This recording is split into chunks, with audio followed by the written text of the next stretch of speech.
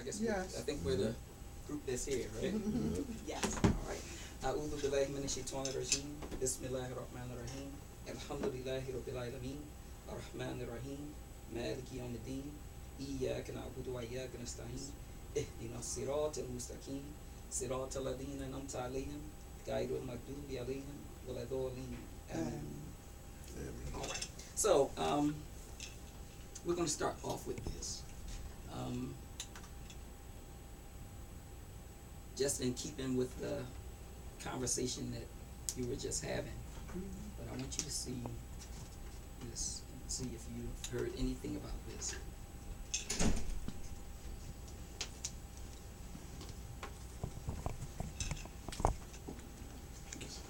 It says Democracy Now!, democracynow.org, The War and Peace Report. I'm Amy Goodman. And I'm Juan Gonzalez. Welcome to all of our listeners and viewers around the country and around the world. A Palestinian-American teacher in Austin, Texas, has filed a federal lawsuit for losing her job as a speech pathologist after refusing to sign a pro-Israel oath. Bahia Mawi is an Arabic-speaking child language specialist who had worked for 9 years in the Pflugerville Independent School District, but she lost her job last year after she declined to sign a pledge that she, quote, will not boycott Israel during the term of the contract, unquote, and that she will not take any action that is, quote, intended to penalize, inflict economic harm on, or limit commercial relations with Israel. Before filing the lawsuit Monday, Bahia Mawi spoke to The Intercept about what happened to her. The point of boycotting any products that supports Israel is to put pressure on the Israeli government to change its treatment, the inhumane treatment of the Palestinian people. Having grown up as a Palestinian, I know firsthand the oppression and the struggle that Palestinians face on a daily basis. You know, I have to set an example for my kids. We got to stand up for what's the justice and for right and equal opportunity for everybody and humane conditions. And so for me, it was an easy decision in that aspect. I could not sign it. I was forced to depart from my job because I will not sign it, and I cannot return back if I don't sign it. I have been here in the States for over 30 years. I'm an American citizen. I follow the law. And so I have the luxury of having these rights, which many people in other countries do not have. It infringe on all my principles. And on top of that, my right to speech and also right to protest. It's baffling that they can throw this down our throats, and decide to protect another country's economy versus protect our constitutional rights. Last year, Texas became... Look at this. Screw that job. Yeah, but look at it. The states in red, these are all states that have signed this agreement. And we're in there. Pennsylvania. Okay? So, like I said, we're not paying attention to things. Okay? Because we're too distracted. Everybody's distracted. Okay? Through the various forms of entertainment. Okay? But now watch.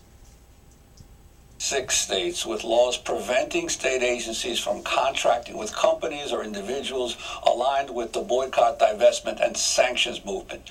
BDS is an international campaign to pressure Israel to comply with international law and respect Palestinian rights. However, its opponents say BDS is a thinly disguised anti-Semitic attempt to debilitate or even destroy Israel. Democracy Now! Reached out to the Pflugerville Independent School District in Texas, which responded with a statement saying it had, quote, followed state law, which does not allow school districts to hire a contractor unless the contract contains a written verification that the contractor does not boycott Israel and will not boycott Israel during the term of the contract. The plaintiff did not agree to the contract as written, therefore it was unable to be executed in accordance with Texas law, unquote. Well, for more, we go to Austin, Texas, where we're joined by Bahia Mawi. In Chicago, her attorney, Gadir Abbas, is with us, a senior litigation attorney with CARE, the Council on American Islamic Relations. We welcome you both to Democracy Now! Let's begin with Bahia. Explain exactly what happened and how you noticed what was in this contract. I mean, you've been teaching in the school district. This is a public school, is that right? For how long? Yes. This is a public school, and I have been contracting with them for around 9 years. And every year I get a contract that's exactly a duplicate of the year before. And this year I got it as well, the contract at the initial start of my month, which is August, when school begins. And so I signed the initial contract. It was exactly the same as I sign every year. But then later on, a few weeks later, my speech coordinator contacted me and says, "Oh, but here we have additional papers this year. This is brand new, and we need people to sign it." So when I received the papers, I looked through it. There was about maybe a stack of 4 sheets of paper with a bunch of new compliances and new codes. They appear to be normal job-related issues like background history, criminal history, equal opportunity employment, until I came across the one that has nothing to do with my job, which is code 2270.01 of the Texas Government Code. And that one, I was reading it, and it states that currently the contractor must affirm that currently does not or will not boycott Israel, and basically, in short, causing any economic harm. So that's when I noticed. Then I right away sent an email immediately, and I stopped even reading the additional codes. And I sent an email to my speech coordinator telling her, "Listen, I cannot sign this. This is against my principles, against my constitutional rights, and it's also against my moral and ethical values, considering that I am a Palestinian American, and I have family that actually live in occupied territory, so it affects me personally as well. So it affects me in both ways, as an American citizen and as a Palestinian American too." She was kind enough. We have a really good relationship with her, and I've known everybody for about 9 years, so I have a really good relationship with everybody at the school district. And she tried to let me see if I can go around it. After 2 weeks, she returned back to me and apologized and said, "I'm really sorry, Bahia, but they said they will not pay you if you do not sign this part of the new compliances." And so I kind of had to, forcefully leave at that point and couldn't return. All right, so let's look at another piece, because I want you to see, because there's more to this, okay? There's more to this.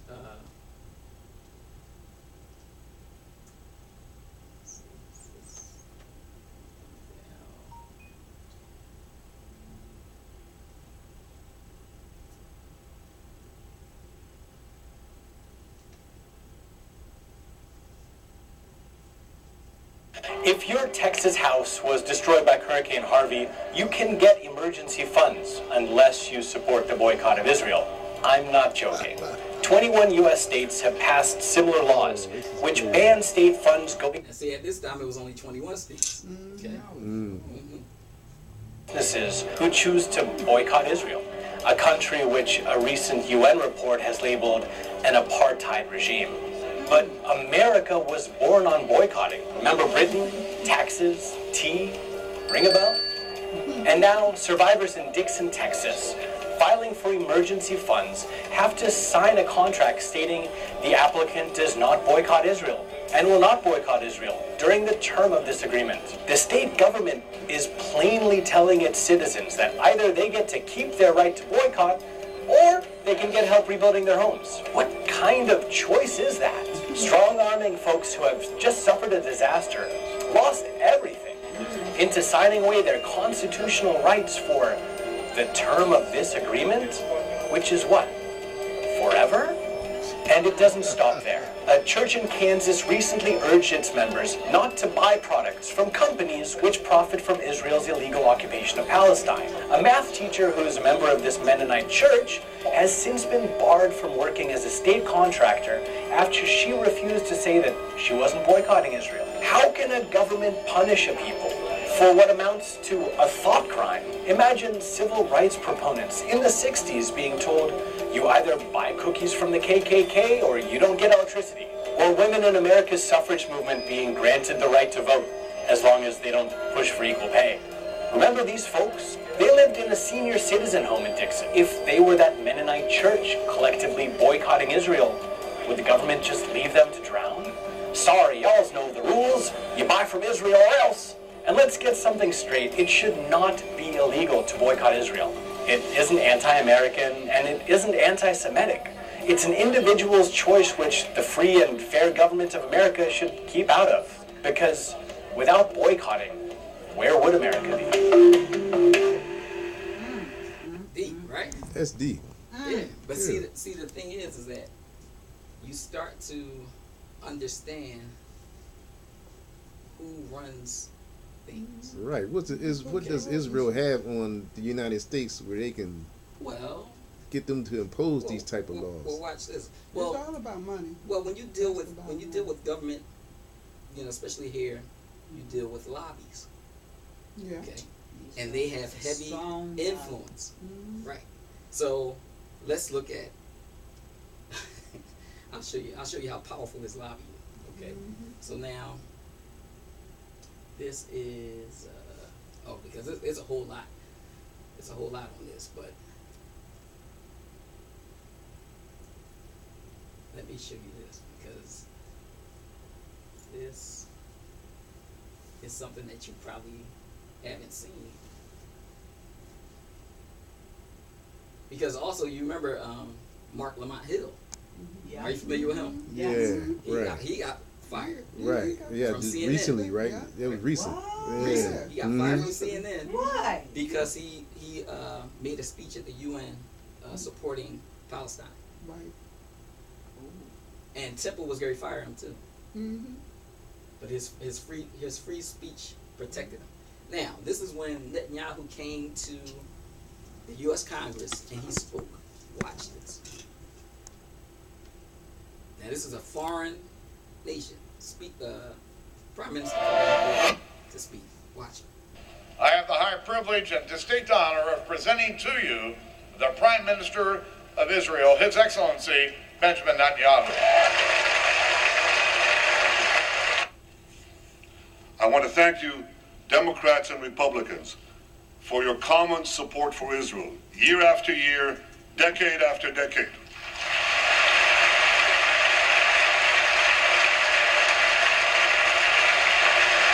No matter on which side of the aisle you sit, you stand with Israel. And I will always be grateful to President Obama for that support.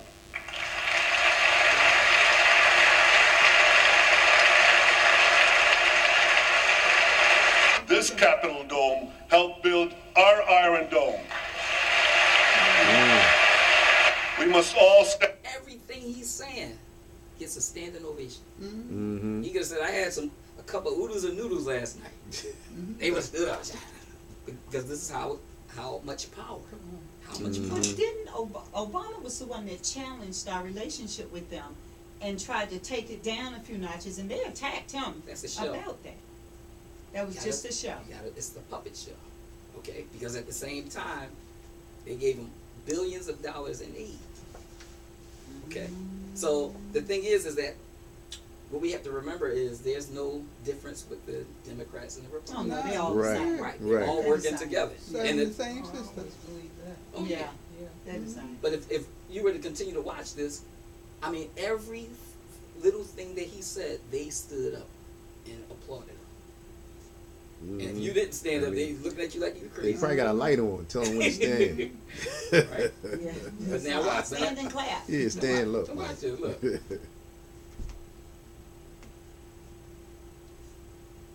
The United States is on the verge of enacting legislation for the largest military aid package to a foreign country in U.S. history. The package is a staggering $38 billion aid to Israel, with the amount likely to go up in future years. Last week, Kentucky Senator Rand Paul placed a hold on the bill. The senator is now facing backlash from several pro-Israel groups. Senator Paul responded to his critics in an exclusive statement to Jewish Insider, saying, "I'm not for foreign aid in general. If we are going to send aid to Israel, it should be limited in time and scope, so we aren't doing it forever. And it should be paid for by cutting the aid to people who hate Israel and America." He wrote, "This is a stance I've taken for many years." Senator Paul may filibuster against it if the bill goes to a vote. The current bill has been in process for several months now and is reaching its final stages. Joining me now is Executive Director If Americans Knew, Allison Ware. Thank you so much for joining me today. Thank you for having me. Allison, I want to start with asking you, how much money do you think would actually go into Israel under this current legislation? I mean, the numbers are saying 38 billion, could go up. What do you think the numbers will be at? it will be a minimum of $38 billion over the next 10 years. It can go up, and if it can go up, it will go up, given that Israel partisans and donors and organizations are very influential with our political candidates. So the minimum will be $38 billion. That works out to $7,000 per minute from the United States to Israel, and also is about $23,000 per Jewish Israeli family of 4. This is the kind of money. So they're talking about all the problems we have here, but yet all of this money is going out to a farm, right? Because here is another thing, and workers can't even get food stamps while they are not being paid. Exactly. You see this? Oh, it burns you. So because we're not paying attention, but then here we go. Now watch. Let me show you this. Oh wait a minute. I want you to see this. Skipping over my. Excuse me. Make sure this is plugged up. Oh yeah, the stuff that goes on that we don't know. We only knew. Saying, I mean, cause they like right now that it's not even about the wall. No, it ain't about that it's wall. Not, no, it's about that's distracting people, and they thinking it's about the wall, and he trying to save his behind from going to jail.